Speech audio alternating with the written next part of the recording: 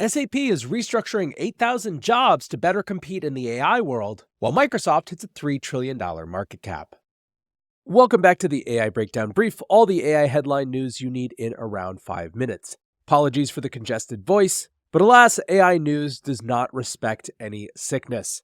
We kick off today with yet another big business rethinking its whole structure in the face of the AI revolution.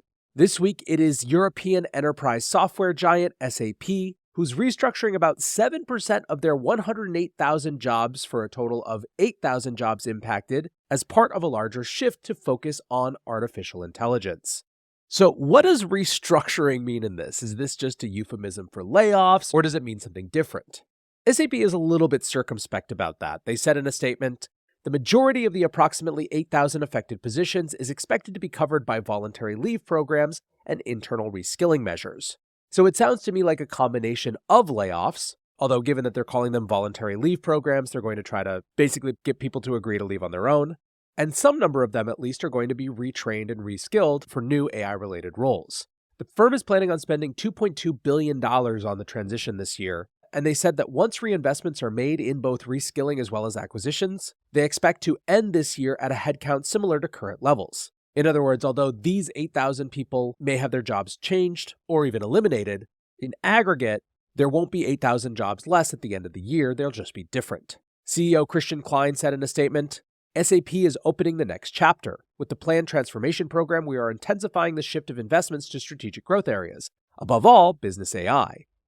Now, this is not SAP's first forays into the AI world. Last summer, for example, it announced that it had invested in 3 different generative AI companies and pledged to invest more than $1 billion to fund AI enterprise tech companies. In this sort of transition, they join, well, basically everyone who is trying to court investors by talking about how much they're going to spend on the AI transformation. For example, last July, Wipro, one of India's biggest software service providers, said that it would spend $1 billion on improving its AI capacities as well. That $1 billion included retraining for its entire staff of 250,000 people. Now, SAP also on Tuesday reported some good news from an earnings perspective, forecasting a jump in revenue of 24 to 27% for its cloud business. And between these two things, the market likes what it's hearing. SAP is up 7% on the day and 11% over the last week. Now, another big company that is in the news related to its AI initiatives is Apple. The Financial Times is reading some tea leaves and writes Apple boosts plan to bring generative AI to iPhones. Basically, the Financial Times is running down things like recent acquisitions, job postings, academic papers that Apple is publishing, and argues that, quote, Apple is quietly increasing its capabilities in AI, making a series of acquisitions, staff hires, and hardware updates that are designed to bring AI to its next generation of iPhones. The FT notes that a recent research report from Morgan Stanley identified that almost half of Apple's AI job postings now include the term deep learning, which suggests that they're more focused on generative AI. And Wedbush analyst Daniel Ives said they're getting ready to do some significant M&A. I'd be shocked if they don't do a sizable AI deal this year because there's an AI arms race going on, and Apple is not going to be on the outside looking in. Now, of course, it's an open secret as to what Apple is trying to do with AI. FT writes, Apple's goal appears to be operating generative AI through mobile devices, which would allow AI chatbots and apps to run on the phone's own hardware and software rather than be powered by cloud services and data centers. That technological challenge requires reduction in the size of the large language models that power AI, as well as higher performance processors. This seems to be the be-all and the end-all of Apple's AI efforts. On the one hand, increase the performance power of the hardware itself, and at the same time, improve the performance of ever smaller LLMs. Luckily, there are lots and lots of projects, many of them open source, that are working on exactly that sort of shrinkage with some fairly positive results right now. Now, the other big bit of Apple news today was that Bloomberg reports that insiders are suggesting that its plans to release a self-driving car are being pushed back, as well as being a little bit more limited in scope.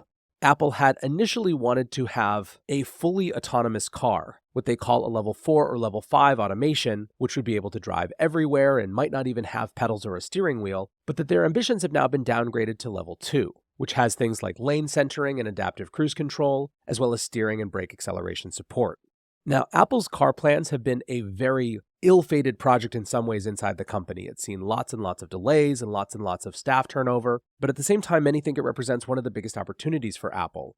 These latest reports suggest that instead of coming to the market by 2026, we're now looking at 2028 at the earliest. Jumping to another big tech giant, Microsoft has followed Apple to become just the second company to hit a $3 trillion market cap. Bloomberg calls it the latest example of how optimism over artificial intelligence has fueled a seemingly unstoppable advance in the software giant.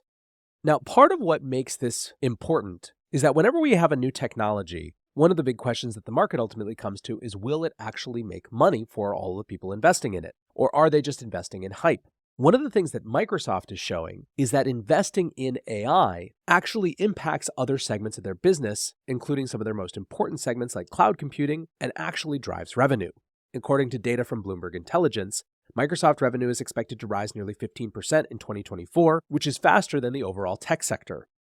Now, Microsoft, of course, has just opened up its Copilot tools in Microsoft 365. That's its famous programs like Word, Excel, PowerPoint, etc. And whereas they used to be only available to enterprises with 300 or more licenses at a time, now anyone can pay for them. While some of those tools may be less sexy than the very cutting edge of other AI tools that you read about on Twitter or X, you got to think that a heck of a lot more people are going to use their first AI inside of Word than because they saw something on Product Hunt. Now, speaking of a bellwether of how people are using AI, a new survey from Canva and Sago shows that 45% of job seekers report using AI to improve their resume and cover letter. What I think is interesting about this survey is that it really feels like a leading indicator of where the world is headed to me.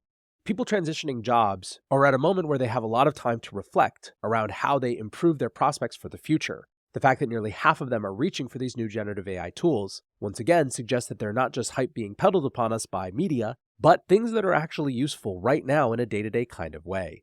Last story today, a new report from the Center for Nonproliferation Studies in California shows some alarming developments around North Korea's AI program.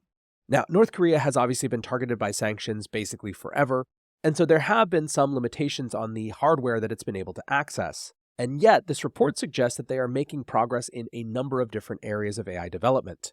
The report says, North Korea's recent endeavors in AI/ML development signify a strategic investment to bolster its digital economy. For instance, North Korea's pursuit of a wargaming simulation program using machine learning reveals intentions to better comprehend operational environments against potential adversaries. So just when you thought you had enough to worry about with AI, now you have North Korea as well. However, that is going to do it for today's AI Breakdown Brief. Next up, the main AI Breakdown.